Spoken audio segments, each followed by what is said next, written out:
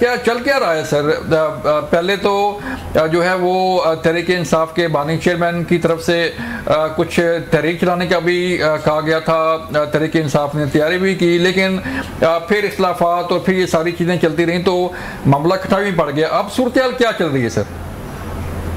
देखिए, इसमें तो कोई शक नहीं है कि तहरीक इंसाफ एक बुरहान का शिकार है और ये बुरहान कम होने के बजाय बढ़ता जाए। ठीक है। और कल गंडापुर साहब की जानिब से ये जो पास करवाया गया बजट, उसके बाद तो ये बात वाज़ेह हो गई कि इमरान खान की केपी के हुकूमत पे भी ग्रिप नहीं है। अब गंडापुर उसकी 100 वजाहतें दें, 100 उसकी वो करें। पहले भी वो पता नहीं 12 इजला जो थे वो है बारियां थे नाले कंधा टप के वो गायब हो गए। फिर पता नहीं उन्होंने कहानी सुनाई तिलस्म होशरूबा की। हाँ। और फिर उनके जी में ऐसे भाग हुआ, ऐसे हुआ, ऐसे हुआ, और वो हर ऐन मौके के ऊपर जिस तरह गायब हुए उनके ऊपर बहुत अरसे से उंगलियां उठ रही थी। ऐन मौके पे भाग जाते हैं। हाँ, तो अब गंडापुर के लिए एक बहुत बड़ी उनकी अपनी सर्वाइवल का मसला बन गया है। और पीटीआई के जो नजरियाती कारकुन है वो इस वक्त अली मां खान के साथ करेंगे। ठीक है। क्योंकि वो समझते हैं कि ये सारी क़यादत कंप्रोमाइज है और ये किसी और की गेम खेल रही है। लेकिन इसमें बलू साहब एक बात समझिए, देखिए, अगर वो बजट पास ना करवाते तो विफाक को मुदाखलत का मौका मिलता, हो सकता गवर्नर राज लग जाता, मालियाती इमरजेंसी लग जाती और गेम पीटीआई के हाथ से बाहर निकल जाती। उनकी इस हद तक तो बात ठीक है, लेकिन सवाल ये पैदा होता है कि गंडापुर साहब आप सुप्रीम कोर्ट चले जाते, जाके वहां दरखास्त देते, वहां पे सुप्रीम कोर्ट गए हैं सर, सुप्रीम कोर्ट गए हैं सर, जैसे मशहूर अली शाह के कोर्ट में पेश हुए हैं और उन्होंने बात कर ली कि मेरा काम नहीं है। हाँ, यही मैं कह रहा हूँ ना कि आप के जनाब अली आंख में दर्द है, आप कान वाले डॉक्टर के पास जाके कहें जी मेरी आंख का इलाज कर दो, तो आप बेवकूफ बना रहे हैं ना लोगों को। ठीक है। आज जो उन्होंने हरकत की, यही हरकत उन्होंने इमरान खान के साथ पैरोल रिहाई के ऊपर भी की थी कि वो उन्होंने एक ऐसी दरखास्त फाइल कर दी जो कानूनी तौर पे एंटरटेन ही नहीं हो सकती थी। तो जिन्होंने करवाई थी तो इन्हें नहीं पता था कि मैं गलत दरखास्त फाइल कर रहा हूँ, ये मौका भी नहीं है। सो गंडापुर के मुतालिक मेरा तो अब ये पक्का यकीन है कि गंडापुर, मैं पहले कहता था कि गंडापुर इमरान खान और एस्टेब्लिशमेंट दोनों को साथ लेके चल रहे हैं, लेकिन अब गंडापुर को शायद ये बता दिया गया कि आपको एक ही की तरफ चलना है। हाँ। और गंडापुर के पास बेहतरीन रास्ता ये है कि वो एस्टेब्लिशमेंट के साथ चले, नहीं तो जितनी मौज मेला वो कर रहे हैं उनके शहद बन जाता है बोतल में जो मौजूद होता है, फिर शहद नहीं बनेगा, फिर वही बनेगा जिससे उन पर पर्चे होंगे। ठीक है। तो उन्होंने अंडरस्टैंड कर लिया है। हाँ, क्लियरली वो अंडरस्टैंड कर चुके हैं कि अगर मैंने इधर सरवाइव करना है तो मुझे एस्टेब्लिशमेंट की माननी पड़ेगी। और एक बात और समझ लें, देखिए ये जो सारा सिस्टम है, ये जो वो कह रहे हैं, ख्वाजा आसिफ भी कह रहे हैं कि ये हाइब्रिड सिस्टम बना हुआ है, तो ये तो केपी के हुकूमत इस हाइब्रिड सिस्टम से बाहर तो नहीं है, वो इसी सिस्टम का हिस्सा है।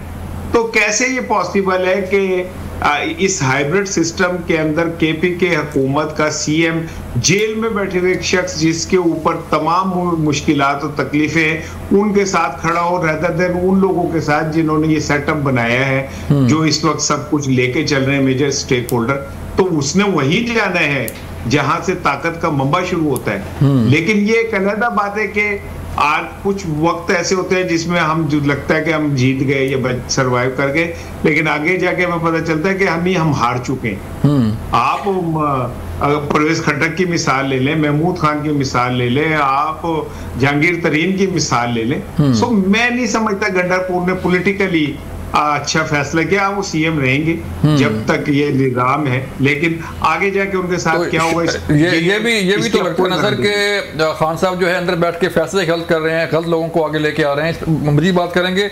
डॉक्टर शाहिद साहब, आप माशी अमूर के माहिर हैं, इस राना साहब से मैं उनकी राय लूँगा बजट पे, और बजट तो पेश हो गया, पास भी हो जाएगा, सूरत हाल आपके सामने है। बजट किस तरह का बजट है? IMF की शराइत थी, सख्त बजट पेश किया गया, वज़ीर ख़ज़ाना कहते हैं कि टैक्स के बगैर गुजारा नहीं है, मिनी बजट भी आ सकता है, तो अवाम कहाँ गई सारी सूरत हाल में?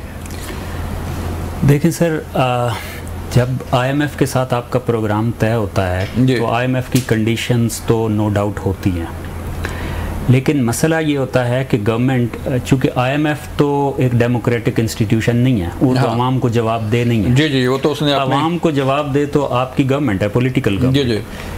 तो होता यह है कि जब भी आप आईएमएफ के प्रोग्राम में होते हैं तो आपको थोड़ा स्मार्ट प्ले करना पड़ता है कि आईएमएफ की कंडीशंस तो इन एनी केस आपके ऊपर हैं, लेकिन उसके साथ आप बहुत कुछ आवाम के लिए कर भी सकते हैं। लेकिन अनफॉर्चुनेटली हमारा कुछ अरसे से ये फोकस हो गया है कि शायद सिर्फ हम टैक्स इकट्ठा कर लेंगे तो उससे हमारी इकानमी बहुत अच्छी परफॉर्म कर लेगी। हाँ। अब याद रखें कि इकानमी के टैक्स इकट्ठा होना चाहिए, इसमें कोई हर्ज शक नहीं है, क्योंकि गवर्नमेंट के जितने फंक्शंस हैं वो अगर परफॉर्म करने हैं तो टैक्स से ही पैसा आएगा। जी जी। लेकिन सीक्वेंस हमेशा हमारी गवर्नमेंट भूल जाती है, और हमारी कौम भी काफी हद तक भूल चुकी है। अवाम बेचारी उसमें पिस रही है, लेकिन लोग इस बात को समझ नहीं पा रहे कि क्या पहले टैक्स इकट्ठा होगा और फिर मईशत चलेगी, या पहले मईशत चलेगी और मईशत से टैक्स आएगा। तो अगर हम अपनी सीक्वेंस सीधी कर लें कि हम अपने पहले कारोबार को वुसअत दें, इसे कारोबार को चलने तो दें, इकोनॉमिक एक्टिविटी जो है चलने दें, उसके बाद उससे टैक्स भी इकट्ठा करें। और दूसरी बात देखें, एक चीज अगर गवर्नमेंट आज तय कर ले कि हम 2 प्रायोरिटीज बनाते हैं। नंबर 1 कि हमने मुआशी सरगर्मियों को नहीं रोकना, ये जिस तरीके से भी चले हमने इनको सहारा देना है, हमने इनको रोकना नहीं है, क्योंकि लोगों को रोजगार देना है। अगर इन्फ्लेशन की बात करते हैं, कीमतों की आपने भी बात की, तो महंगाई की बात बाद में आएगी, लोगों के पास पहले रोजगार तो। जी जी। अगर रोजगार ही नहीं होगा तो फिर तो महंगाई थोड़ी सी भी होगी तो उनके लिए काबिल बर्दाश्त नहीं होगी।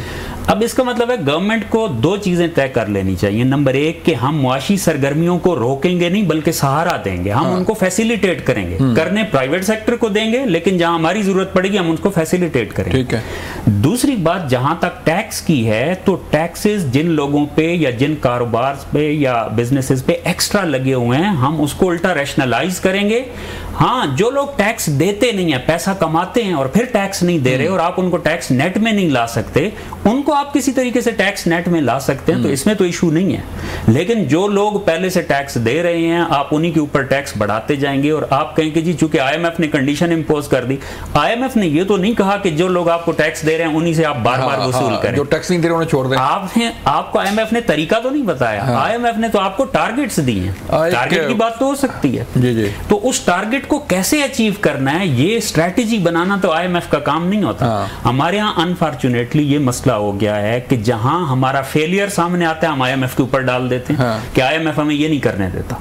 लेकिन मेरा ख्याल ये नहीं है, आईएमएफ आपके साथ ब्रॉडर जो टारगेट्स हैं वो जरूर सेट करता है, लेकिन उन टारगेट्स को अचीव करने की हिकमत अमली जो है वो हुकूमत ने बनानी होती है।